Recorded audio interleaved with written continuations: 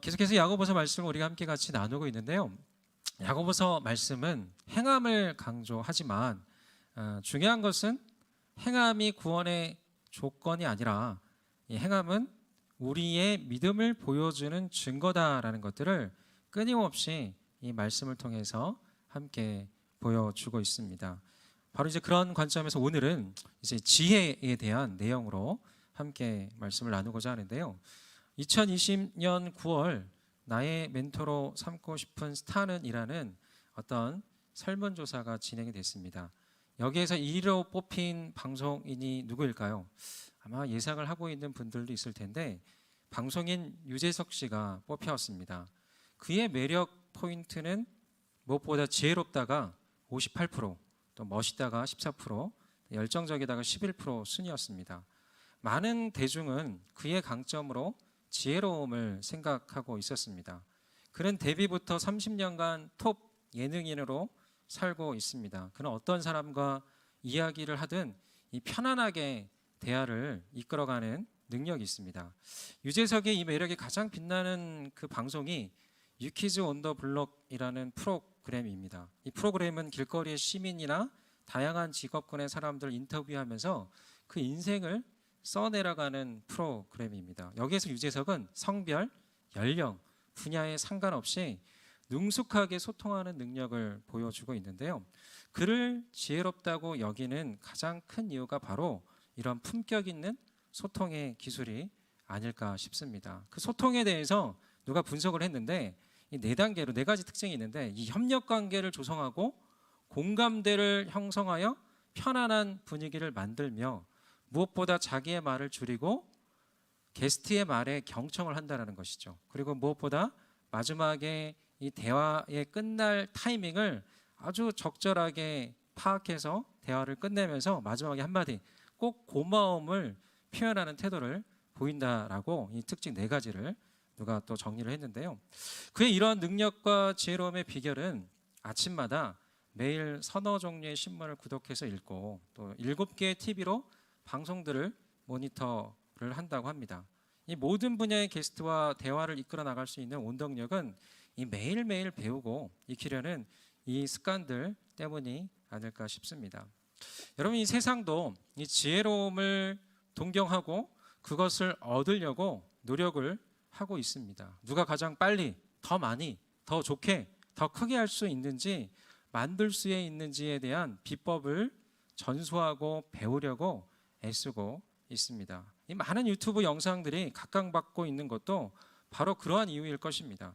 외국어 공부도 또 인간관계도 이 부자 되는 법도 성공도 이 자녀 양육도 모든 우리가 배우고자 하는 것들이 그 영상 안에 또 이 세상의 배움 안에 다 포함되어 있는 것이죠. 바로 이런 것들이 이 나름대로의 해안이 양상되고 있고 이 인류는 이 발전과 성장이라는 기관차로 달려가고 있는 것이 바로 요즘의 현실인 것입니다.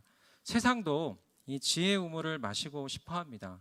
이 유재석 씨를 멘토로 삼고 싶은 이유도 또 유튜브를 통해서 얻고 싶은 것도 또 여러 다양한 루트의 배움의 자리도 이 인간의 지혜롭고 싶어하는 욕구의 반영인 것이죠.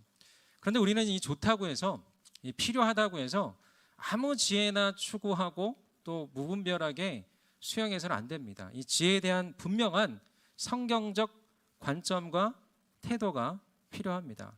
일반적으로 이 지식과 지혜를 구분해서 우리는 말합니다. 이 지식이라는 것은 사전적 정의로 어떤 대상에 대해서 배우거나 실천을 통해서 알게 된 이 명확한 인식이나 이해를 말합니다. 그렇다면 이 지혜라는 것은 그 지식을 바르게 사용할 수 있는 인격과 기술의 총체라고 말할 수가 있습니다. 이것에 대해서 어떤 이 지혜와 지식에 대해서 분명하게 구분되는 어떤 예화가 있는데요. 어떤 죄수가 감옥에 갇혔는데 그 죄수를 어떤 간수가 유심히 보니까 이 죄수가 그렇게 감옥에 갇히게 되고 죄수의 삶을 살게 되는 데는 다른 것이 아니라 그를 모르기 때문에, 그래서 이 죄수에게 간수가 특별히 개인적으로 그를 잘 알 수 있도록 가르쳐주고 길을 깨우쳐 주게끔 그렇게 인도를 했다고 합니다. 근데 이 죄수가 이제 출소할 때가 되고 그를 잘 깨우치고 여러 어떤 책이나 그런 것들을 읽어가면서 그래도 어느 정도 이 지식에 대해서 쌓고 나가게 되었습니다. 그런데 어느 순간 이 감옥에 어떤 죄수들이 들어왔는데 이 간수가 봤을 때 익숙한 얼굴이 있다라는 거예요. 그 얼마 전에 나갔던 그 죄수가 다시 들어왔는데, 그래서 하도 궁금해서 그 제목을 확인해 봤더니 공문서 2조였다라는 거예요. 네. 한마디로 지식을 쌓으니까 또 그것으로 또 다른 어떤 이 잘못을 저질렀다라는 것인데요. 이 지식보다는 지혜가 더 필요함을 보여주는 단적인 예라고 할 수가 있습니다. 여러분, 이 정의가 어찌 됐든지 간에 지식보다는 이 지혜가 더 가치가 있는 것은 누구나가 인정하고 있는 사실입니다. 이 비슷한 맥락으로 기독교에서 지혜란 하나님의 속성 중 하나인데요. 이 하나님을 아는 지식이 있다면 그 알을 넘어서서 그것이 삶의 자리로까지 이어지고 또 순종되어지고 녹아지는 것이 바로 지혜라고 말할 수가 있습니다. 이 구약에서 알다라는 그 의미의 히브리어 동사가 있는데 그 야다라는 그 내용으로 쓰여지는데요. 이 야다는 이 부부가 성적인 관계로까지 묶여져서 이 모든 것을 아는 그 알매 단계를 말하는 것이 이 야다의 뜻입니다. 이 적당한 머리로만 아는 것을 넘어서서 모든 실체와 본질까지 깨트려서 아는 것이고 관계적으로 아는 것을 말합니다. 여러분, 하나님을 아는 지혜라는 것은 이런 겁니다. 다른 것이 아니라 하나님에 대해서, 하나님에 관해서, 예수님에 관해서 안다라는 걸 넘어서서 예수님에 대해서 우리가 분명하게 본질을 알고 본심을 알고 하나님을, 예수님을 관계적으로 아는 것을 하나님을 아는 지혜라고 말할 수가 있습니다. 이 시간 여러분들이 단지 이 말씀을 통해서, 이 예배를 통해서 여러분이 끊임없이 또 여러 성경 공부와 또 말씀을 읽고 배우는 그 과정 가운데 단지 하나님에 대한 이 머릿속에 쌓여지는 지식만이 아니라, 이성적인 채워짐만이 아니라 하나님을 관계적으로 아는, 하나님은 내 아버지요, 나는 당신의 아들입니다, 딸입니다, 나는 당신이 사랑하는 아들이자 기뻐하는 자입니다 라는 것들을 깨닫고 누리는 그 지혜가 바로 이 시간, 또 여러분의 모든 말씀 가운데 나아가는 그 시간 가운데 흘러가기를 간절히 소망합니다.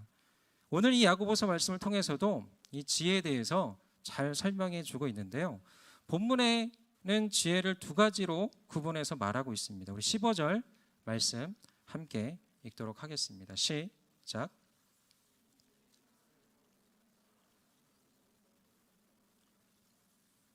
네. 하늘에서 오는 것이 아닌 지혜가 있다라고 말하고 있습니다. 이 말은 무슨 뜻일까요? 다시 말해, 하늘에서 오는 지혜가 있다면 하늘에서 오지 않는 이 땅의 지혜, 이 세상적 지혜가 있음을 보여주고 있는 말씀이라고 할 수 있습니다. 그래서 이 본문을 구분해 보면 13절과 17절, 18절 말씀은 하늘로부터 오는 지혜의 특징이고요. 그리고 14절부터 16절까지는 이 땅의 지혜, 세상적 지혜의 악한 특징을 말해주고 있는 본문입니다.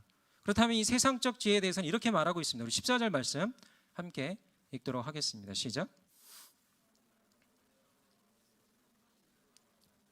자랑하거나 진리를 대적해 거짓말하지 마십시오.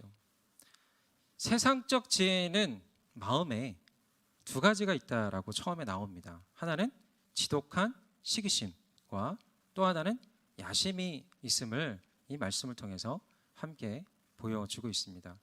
여러분, 이 시기심이라는 것은 헬라어로 젤로스, 다시 말해 시기, 질투의 의미로서 이 본인보다 나은 사람에 대해 갖는 마음을 말합니다. 어찌 보면 부러워하는 마음하고 함께 일맥상통해 있는데요. 이 어떤 결혼한 여자 성도님이 우울증에 걸렸는데 그 핵심이 부러움병이라고 말했던 이 고백을 들었던 것을 기억합니다. 다른 남편의 직업이 부럽고 또 다른 남편의 성품이 부럽고 또 다른 가정의 재력이 부러워서 이 상대적으로 부족한 남편과 지금의 상황이 끊임없이 불평이 되고 불만이 되면서 깊은 회의감이 들면서 오랜 기간 우울증을 앓았다라는 그 이야기를 들었습니다.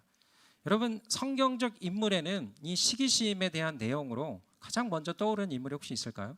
바로 그것은 우리가 잘 아는 창세기에 가장 먼저 나오는 그 인류 최초의 살인자라고 하죠. 재물을 드리는 문제로 동생에 대해서 시기해서 바로 동생을 또 또 동생에 대해서 하지 말아야 될 끔찍한 또 살해를 저지른 가인을 우리가 볼 수가 있습니다. 또 창세기 말씀에 보면 또 동생의 꿈의 사람 동생 요셉을, 그리고 아버지의 사랑을 독차지 받고 있던 요셉을 시기해서 바로 구덩이에 가두고 또 다른 나라에 노예로까지 팔게 되는 요셉의 형들이 하나의 또 다른 시기심을 가졌던 모습을 우리는 볼 수가 있습니다. 신약으로 가서는 예수님의 능력과 또 인기와 지혜의 시기심으로 이 예수님을 십자가 처형까지 내몰았던 이 유대교 지도자들이 있었던 것을 알 수 있습니다. 여러분, 이 시기심이라는 건 다른 것이 아니라 어떤 상황 앞에 다른 사람이 나보다 낫다, 그리고 그것에 대해서 자기 어떤 부족함을 발견하는 어떤 진실 앞에 반응하는 이 반응의 차이가 있는 것입니다. 자신의 문제점을 느낍니다. 하지만 그것을 직면하며 바꾸는 것이 아니라 도리어 남의 가치를 깎아내리는 데 혈안이 되고 비방을 일삼기까지 하는 패턴을 보이고 있습니다. 혹시나 내 안에 이런 시기심을 바탕으로 지혜를 구하고 있다면 그것이 세상적 지혜임을 기억하는 이 시간이 되기를 소망합니다. 여러분, 이 시기심과 관련해서 어떤 분은 말씀에 대한 이 시기심을 가지고 다른 누구보다 말씀을 더 많이 알고 싶고 누구보다 앞설 수 있는 것은 말씀에 대한 부분이라고 어떤 사람이 그렇게 느끼고, 이분이 교회에서는 충족되지 않아서 제가 인천에 있을 때 어떤 분의 고백을 들었는데 그분이 신천지까지 갔다 왔다라는 이야기를 들었습니다. 여러분, 이게 어떤 말씀 자체에 담겨져 있는 진리의 말씀을 듣고자 했다면 거기까지 가진 않아요. 근데 이 세상적 지혜, 남들보다 조금 더 알고 싶고 남들보다 조금 더 하고 싶은 이 시기심과 비교하는 그 마음으로 인해서 잘못된 방향으로 나아갔던 단적인 예라고 할 수가 있습니다. 이 시간 혹시나 우리 안에 이런 잘못된 시기심, 지독한 시기심, 이런 것으로 세상적 지혜를 구하고 있는 더 낫고 더 빠르고 더 무엇인가 내가 앞서고자 하는 그 마음으로 하고 있는 것들이 있다면 이 시간 자신의 그 내면을, 또 내가 구하고자 하는 지혜의 그 본질이 무엇인지를 한번 돌아보는 시간이 되기를 소망합니다. 여러분이 세상적 지혜의 다른 모습으로 무엇이 있다라고 말하냐면 야심이 있다라고 말합니다. 이것은 다른 번역으로 다툼, 강한 당파 근성의 뜻을 가지고 있습니다. 자신과 자신의 무리만을 내세우려고 하는 이기적인 태도를 바로 이 다툼, 야심이라고 할 수가 있는데요. 그러다 보니까 나의 것, 또 어떤 나의 무리의 이기적인 부분들을 취하다 보니 당연히 이 결과는 무엇으로 이어질까요? 다툼으로 이어집니다. 나누고 화목하는 것이 아니라 나에게 없는데 이기려고 하다 보니 깎아내리고 비난하고 싸워서 뺏어야 한다는 것입니다.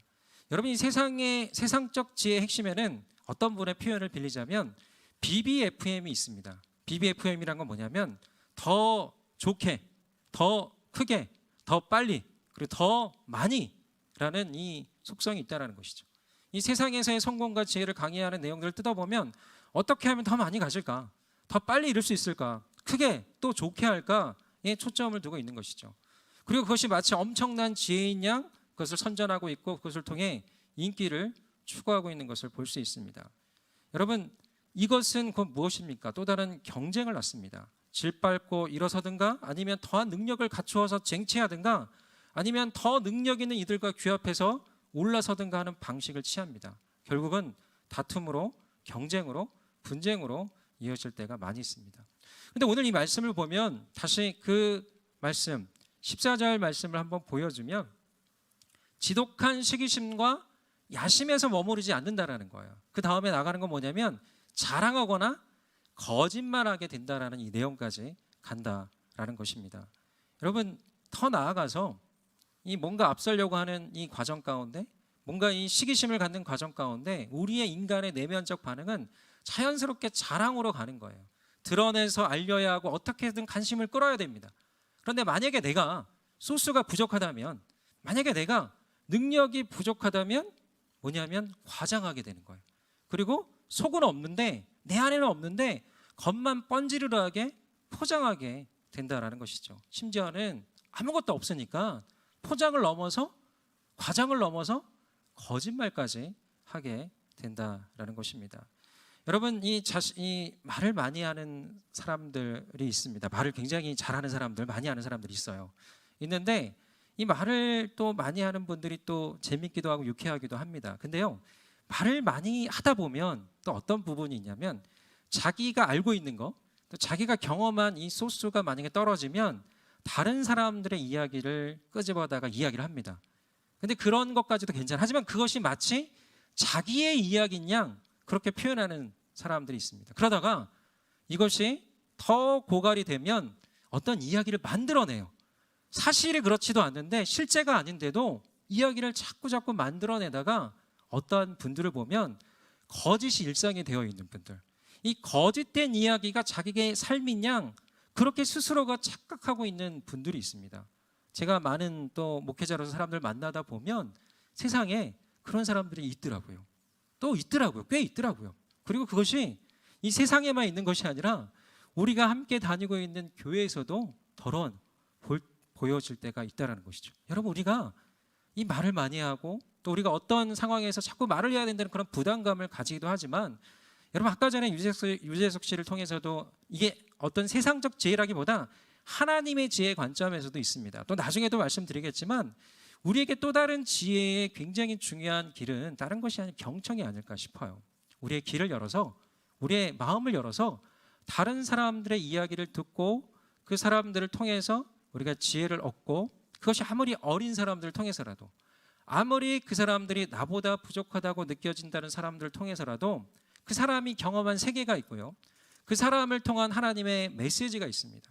그 사람을 통한 특별한 하나님의 함께 하신 일들이 있다는 것이죠. 우리가 눈을 열어 겸손하게 그렇게 주목해서 보다 보면 이 세상의 많은 것들을 통해서, 경청해서 보고 듣다 보면 세상에서 많은 것을 통해서 우리는 지혜를 얻을 수 있고 그렇게 나아갈 수가 있다는 것입니다. 저는 여기 있는 모든 분들, 혹시나 내가 추구하고 내가 바라는 그 많은 것들 가운데 이 지독한 시기심과 이 지독한 야심을 통해서 우리가 추구하는 그런 지혜의 내용들이라고 한다면 바로 이 시간 우리 자신의 그 방향과 내용들을 돌아보는 시간이 되기를 소망합니다. 그 지혜의 특징들에 대해서 15절, 16절은 이렇게 말하고 있습니다. 우리 15절, 16절 말씀 함께 읽도록 하겠습니다. 시작.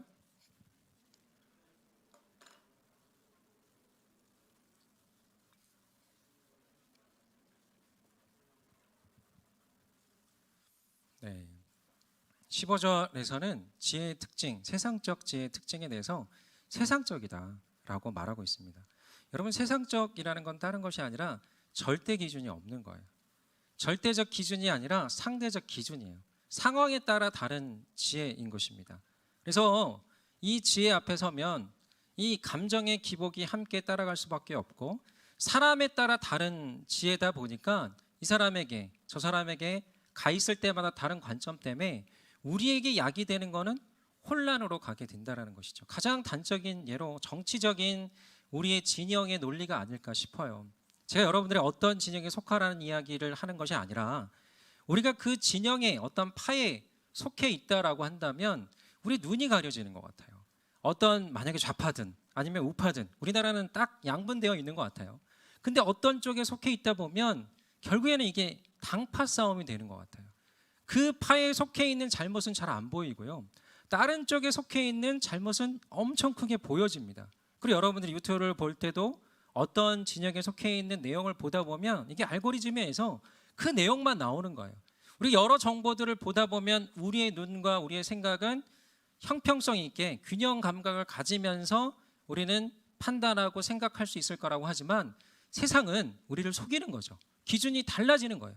그때그때마다 기준이 달라져서 우리가 어떤 게 진실이고 어떤 게 거짓인지를 보지 못하게 만든다라는 거예요. 저는 이제 정치적인 입장에서도 여러분들이 때로는 바로 눈을 여러 가지 관점과 여러 가지 눈으로 이 세상적 지혜와 세상적 관점으로 바라보기보다는 성경적 관점에서 과연 여러분들이 속한, 또 여러분들이 생각하는, 여러분들이 인정하는 그것이 과연 맞는 것인가, 절대적 기준으로 우리가 바라보며 판단하는 그 눈이 열리기를 소망합니다. 그것이 바로 세상적 지혜를 이기는 우리만의 길이 아닐까 싶습니다. 더불어 여러분, 정욕적이라는 건 뭐냐면 순간적인 충동이라는 거예요.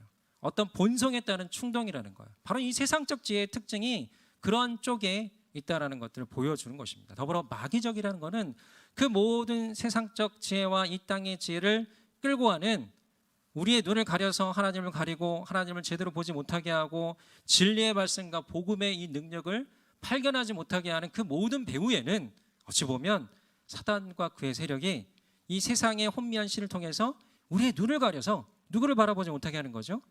예수님을, 복음을, 진정한 절대적 기준을, 상대적 기준이 마치 진리인 양 우리를 혼란스럽게 하고 우리를 똑같은 그 어떤 쪽에 속해서 하나님의 사람으로서 하나님의 일들을 하지 못하게 만드는 그런 과정으로 우리를 이끄는 때가 있다라는 것입니다. 저는 이 시간 혹시나 우리 안에 세상적 지혜로 충만해져 있지는 않는지 돌아보는 시간이 되기를 소망합니다. 더 낫고 빠른 길을 마치 최고의 지혜인 양, 또 그것이 전부인 양 추구하고 있는 것은 아닌지 돌아보시기를 바랍니다. 만약 그것이 우리 안에 생명을 불어넣고 또 평안과 기쁨을 주고 다른 사람과 화목하게 한다면 그 지혜 안에 하늘의 지혜의 요소가 있는 것이죠. 그런 것은 괜찮습니다. 하지만 만약 그 지혜가 우리를 다툼으로, 우울증으로, 과대포장으로 또 나를 더 공허하게 이끌고 있다면, 거짓 껍데기로 우리를 만들고 있다면, 이선적으로 만들고 있다면 그것을 분별하는 시간이 되기를 소망합니다. 그리고 잘못된 길이라고 한다면 바로 멈추고 돌아서는 이 시간이 되고 진정한 지혜의 길로 생명으로 선한 열매로 이끌어가는 그 지혜를 구하는 이 시간이 되기를 소망합니다. 그렇다면 이 시간 하늘로부터 오는 지혜가 무엇일까요? 우리 13절 말씀 함께 읽도록 하겠습니다. 시작.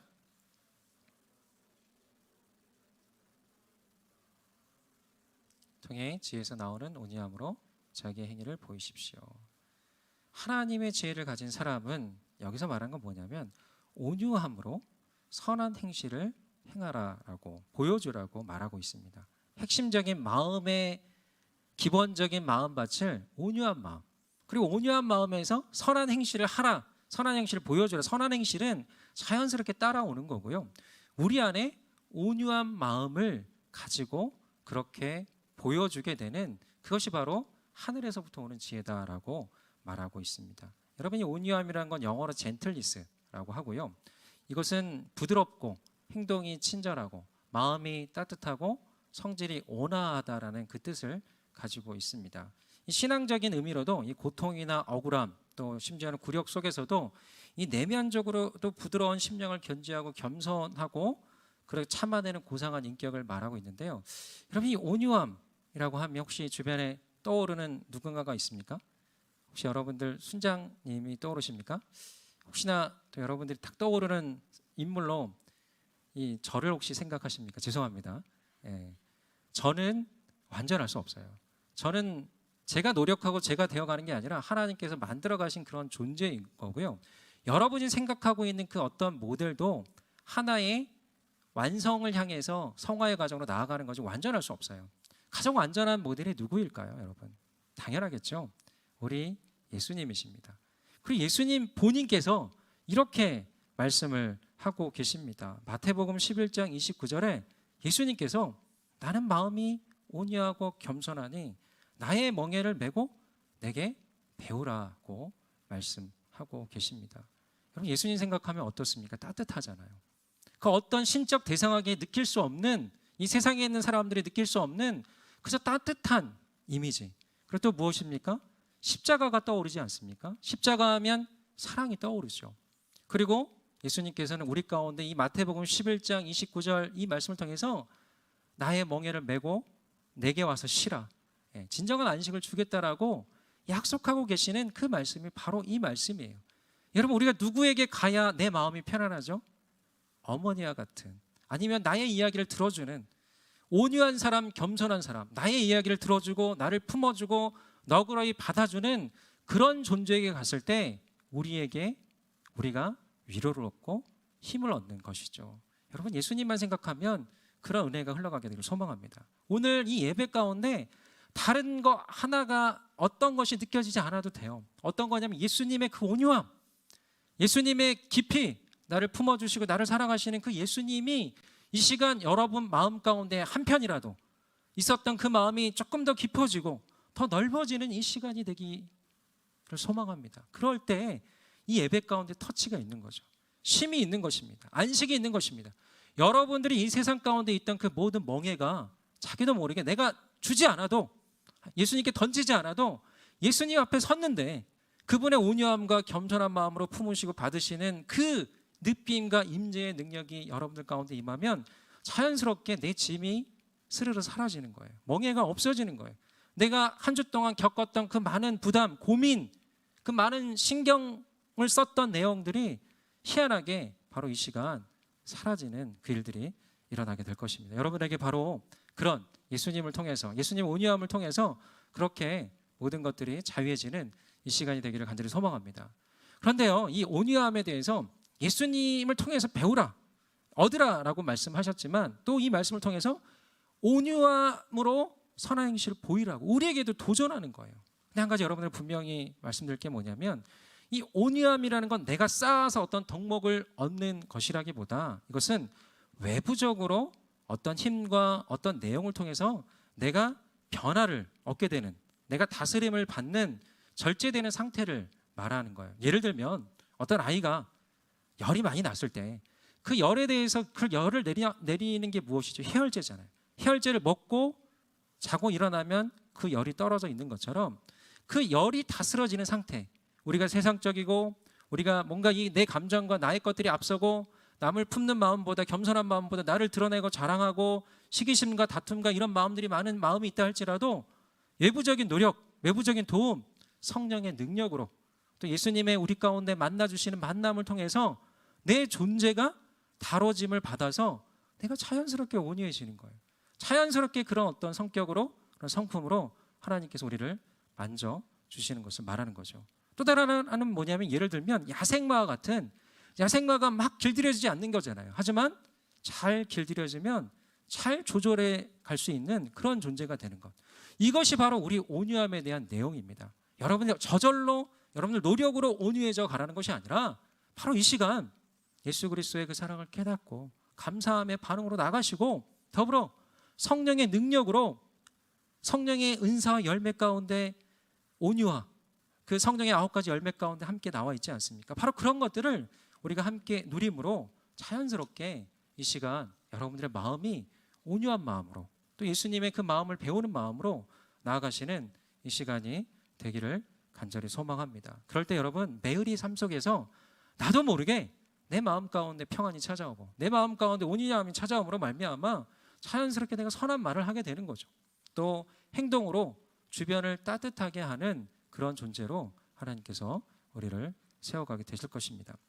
더불어 오늘 이 말씀 가운데 하늘로부터 오는 지혜의 특징을 계속해서 말하고 있는데 우리 17절 말씀 함께 읽도록 하겠습니다. 시작.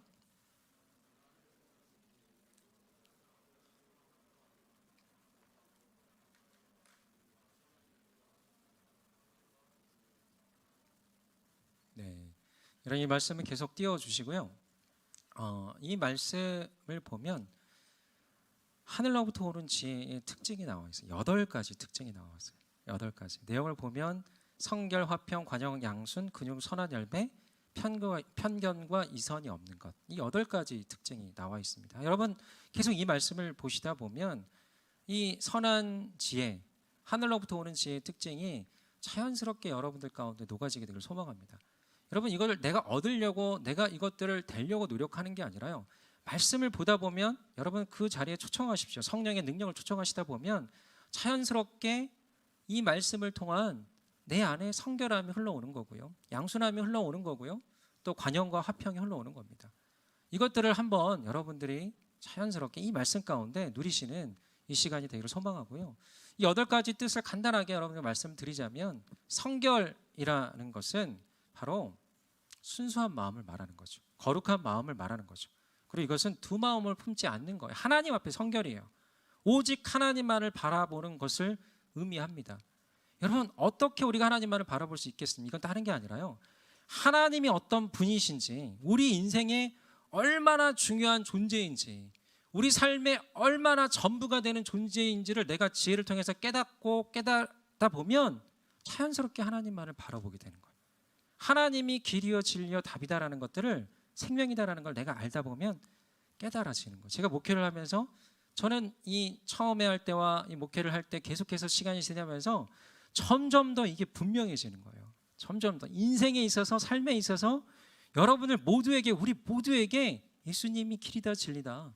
우리의 진정한 생명의 능력이다. 그리고 이런 말씀과 이 메시지와 이 말씀과 성령의 능력으로 사람들이 새로워지는 걸 보면서 저는 주목할 수밖에 없는 거예요. 성결해질 수밖에 없는 거예요.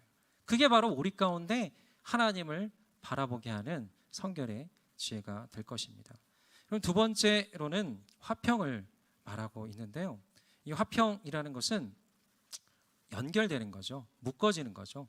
구분되지 않는 것, 또 분리되지 않는 것을 말하는 거죠. 우리가 무엇보다 하나님과 연결이 된다라는 십자가의 비밀을 깨닫게 되면 하나님과 온전히 연결이 될 수밖에 없습니다. 왜냐하면 예수님께서 이 땅에 오신 것은 십자가를 통해서 하나님과 우리 사이를 연결해 주기 위해서, 마치 다리처럼, 십자가가 하나의 다리처럼 우리를 하나님과 연결해 주기 위해서 오셨다는 것들을 우리가 깨닫는다면, 여러분 이거의 중요한 가치가 무엇이? 용서잖아요. 하나님이 나를 용서하셨다. 내 죄에도 죄를 묻지 않으시고 그저 예수님의 피를 보시고 내가 그 예수님의 보혈의 능력으로 새롭게 되었다라는 것들을 보시고 나를 의인으로, 나를 당신의 자녀로 여겨주셨다라는 그 놀라운 지혜가 내가 깨달아지면 이것이 자연스럽게 흘러가는 거예요. 주변에 있는 사람들에게도 그 사람과 내가 묶여지지 않고 갈라지는 그 핵심에는 무엇이 있습니까? 우리의 마음에는 저 사람의 잘못, 또 나를 비판하고 비난하고 나를 괴롭히는 저 사람의 잘못이라고 여기지만 결국에는 또 내 안에 그를 용서하지 못하는 그 마음이 함께 있는 거죠. 그런데 십자가의 용서가 깨달아지다 보면 최소한 그와 내가 계속적으로 어려운 관계에 있을 수는 있지만 내 마음은 그 사람에 대한 미움과 또 분노와 원망의 감옥 가운데 갇혀 있는 것이 아니라 내가 그 사람을 용서하고 그 사람을 십자가의 사랑으로 품을 수 있는, 기본적으로 나의 입장에서, 하나님의 사람들의 입장에서 그 관계를 회복할 수 있는 화평의 준비가 되어 있게 된다는 것이죠. 여러분 이걸 깨닫는 게 하늘로부터 오는 지혜라는 거예요. 십자가를 깨닫는 게 이 세상에 있는 모든 갈등과 여러분 안에 내면의 모든 무질서와 이 모든 것들을 극복하고 이겨낼 수 있는 십자가의 지혜가 된다는 것입니다. 이 시간 여러분 화평의 지혜가 임하게 되기를 소망합니다. 화평의 지혜가 임하게 되기를 소망합니다. 혹시나 여러분들이 관계적으로 깨져 있고 직장에서 어려움이 있고 또 여러 관계와 여러 속한 곳에서 어려움이 있다는 것은 저 사람의 문제라기보단 여러분 안에 내가 영적으로 풀어야 될 숙제가 있다는 거. 물론 저 사람의 문제도 있죠. 누군가의 어려움을 주는 사람이 있을 수 있습니다. 하지만 여러분들이 그 상황을 뚫고 나갈 수 있는 영적인 비밀, 지혜가 십자가 가운데 있다는 걸 기억하시고 이 시간 최소한 다른 것이 아니라 용서할 수 있는, 내 마음 가운데 그를 일단 내 마음에서 여러분들이 그것들을 이길 수 있는 그 지혜가 여러분들 가운데 있게 되기를 소망합니다. 더불어 이 지혜라는 거는 그 십자가의 비밀을 알면 내가 마디의 역할이 되는 거예요. 누구에게나 십자가를 증거하고 하다 보면 그 내면이 회복되고 관계가 회복되는 것들을 경험합니다. 교회 안에 이 여러 프로그램 안에 사역 안에 그런 일들이 너무나 많이 일어나요. 그래서 내가 마디의 역할을 할 수 있는 거, 섬기게 되는 거예요. 여러분 순장으로 섬기고 또 리더십으로 섬기고 이거 다른 것이 아니라 결국에는 화평자가 되는 것 같아요. 순장으로서 많은 사람들을 이끌어가는 그 핵심에는 내가 그 자리에 섬김으로 말미암아, 또 여러분들 어떤 팀의 자리에 섬김으로 말미암아 자연스럽게 그 안에 사람들이 회복되어지고 관계가 좋아지고 그런 일들이 우리를 통해서 일어나게 된다는 것입니다. 여러분 또 관용하다라는 내용이 나오는데 이건 너그러이 포용한다라는 뜻입니다. 용서하는데 그냥 용서가 아니라 죄의 값은 묻는 거예요. 사람의 죄를 내버려 두어서 방종하게 하지 않는 지혜가 있고요. 죄는 묻지만 그 사람을 포용하는 것이 바로 관용의 지혜라고 할 수가 있습니다. 또 양순에 대한 의미는, 양순이라는 것은 고분고분하는, 잘 순종하는 뜻이 담겨 있습니다. 더불어 여기에 바로 상대방의 의견을 잘 듣는 경청이라는 의미도 이 양순에 함께 담겨 있습니다. 저는 이 양순에 대해서 한 번 더 생각을 했는데요. 이 유페데이아라는 헬라어인데 어쨌든 이것에 대해서 잘 리액션을 해주고 잘 또 들어주고 잘 긍정해주는 이 태도가 우리 모두 가운데 또 필요한 건데, 이게 저는 이 말씀을 듣고 준비하면서 저의 첫째 아들에게 바로 적용을 했어요. 그 아이에게 그렇게 요구를 했습니다. 이렇게 양순의 태도를 가지라고. 뭐냐면 이 아이가 지금 수학에 있어서 4학년인데 수학에 굉장히 중요한 시기가 돼서 제가 아무래도 안 되겠다 싶더라고요. 얘가 자꾸 어머니랑 제 아내랑 뭔가 마찰이 좀 있는 것 같아서 제가 아예 대화를 통해서 작정을 하고, 제가 또 수학 교육과 출신이 아니겠습니까? 그래서 제가 너에게 수학 과외를 하는 것처럼 내가 제대로 가르치겠다. 그 전에는 조금씩 그냥 가르쳤는데 제대로가 아니라 이제 내가 제대로 가르치겠다. 근데 되게 좋아해요. 그 아이가 거부할 줄 알았는데 저를 그래도 많이 인정하나 봐요. 아버지로서 신뢰를 많이 하고 있나 봐요. 되게 좋아하더라고요. 근데 좋아하는데 그럼 태도를 바꿔야 될 거 아니에요. 걔한테 분명히 얘기를 했습니다. 나는 호랑이 선생입니다. 나를 아빠로 생각하지 마라. 했는데 가르치는데 아빠로 생각하는 거예요. 어떤 문제가 너무 쉬운데 그 문제를 풀어야 되는데 이 문제를 풀 때 자기는 도저히 못 푼다라는 거예요. 그리고 자기는 이거 못 푼다라고 규정을 하고 있는 거예요. 너무 쉬운데. 그래서 제가 그냥 뚫어지게 보라고 했거든요. 근데 계속 다른 얘기를 하는 거예요. 뭐냐면 자기가 이 문제를 못 푸는 10가지 이유를 계속 대는 거예요. 그때 제가 딴 거 하지 말고 너 태도를, 양순한 태도를 가져라. 고분고분 그냥 나를 인정해라. 들어라. 그리고 다른 걸 떠나 그냥 문제를 계속 보기만 해라. 계속 내 말을 듣고 태도를 좀 바꾸고 보다 보니까 이거군요 하면서 깨닫고 바로 이제 맞추는 거예요. 그러니까 우리 가운데 이게 필요하다는 거예요, 여러분. 하나님 앞에서도 우리가 우리의 생각을 너무 많이 고집하고 강조하면서 쉽게 우리가 순종하며 받아들이며 나아갈 수 있는데도 하나님 앞에서도 쉽게 반응하기보다, 쉽게 그 마음을 조절하기보다 나의 것들을 너무 들이대면서 너무 하나님 앞에 내세우면서 우리가 순종과 하나님 앞에 무릎으로 나아가기보다, 우리가 내 자신의 삶을 바꾸기보다 계속해서 나의 것을 고집할 때가 많이 있다는 것이죠. 여러분, 이 양순의 태도를 다시 한번 이 말씀을 통해서 더욱더 생각해보는 이 시간이 되기를 소망합니다. 더불어 여러분, 국률, 또 선한 열매, 이 생명 열매가 가득한 거죠. 다음에 또 편견이 없고 또 거짓이 없는 이런 내용을 함께 가지고 있습니다.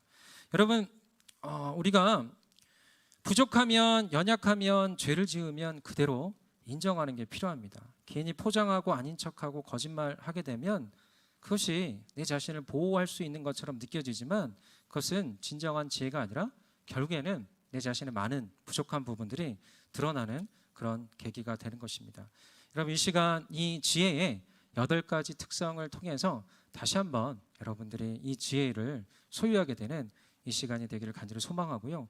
18절 말씀을 통해서 우리 가운데 가장 중요한 지혜의 핵심적인 열매를 이렇게 말하고 있습니다. 의의 열매는 화평하게 하는 사람들이 화평의 씨를 뿌려 거두는 것입니다. 그 가운데 가장 핵심적인 내용으로 화평의 열매, 화평의 지혜의 특징을 여러분 가운데 보여주고 있는데, 이건 다시 말해서 십자가를 깨닫는 거예요. 십자가에 담겨있는 하나님과 우리 사이의 화목과 또 이것을 통해서 이 세상과 주변에 있는 사람들의 화목을 깨달을 때 우리를 통해서 놀라운 회복과 주변에 있는 사람들을 엮어주고 또 새롭게 하는 그런 일들이 일어나게 될 것이라 믿습니다.